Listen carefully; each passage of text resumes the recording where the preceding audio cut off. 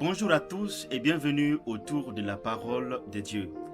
Hier, nous avons appris 4 choses qui peuvent permettre de maintenir l'unité dans le couple. La patience, la douceur, l'humilité et l'amour.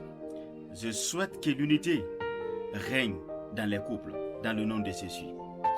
Ce matin, nous allons voir l'unité dans l'Église. Nous allons prendre l'exemple des apôtres dans le livre des Actes des Apôtres, le chapitre 4, verset 32. Permettez-moi de vous faire la lecture de ce verset. La multitude de ceux qui avaient cru n'était qu'un cœur, qu'une âme. Nul ne disait que ses biens lui appartenaient en propre, mais tout était commun entre eux. Voici la particularité de l'Église primitive. Malgré la multitude de ceux qui avaient cru, n'était qu'une seule âme. Nul ne disait que ses biens lui appartenaient en propre, mais il partageait en fonction du besoin de chacun. Voici des actions qui ont tendance à se faire rares aujourd'hui dans la plupart de nos églises parce que la division a pris place.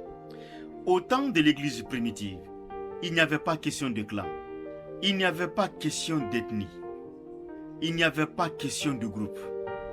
Il était question des enfants de Dieu, les gens qui ont accepté de donner leur vie au Seigneur et d'œuvrer pour lui pour gagner d'autres âmes.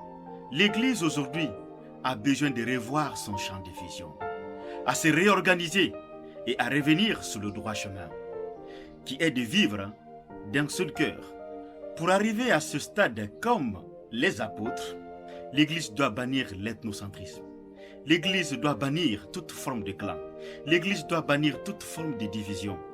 Mais mettre l'accent sur le Christ, qui est notre point d'unité, et de gagner les âmes pour le Seigneur. Je prie ce matin pour la paix, pour l'unité, au sein de toutes les églises, pour la gloire de notre Dieu. Dieu vous bénisse. Demain, nous allons voir encore l'exemple de l'Église primitive dans le livre des Actes des Apôtres, le chapitre 2.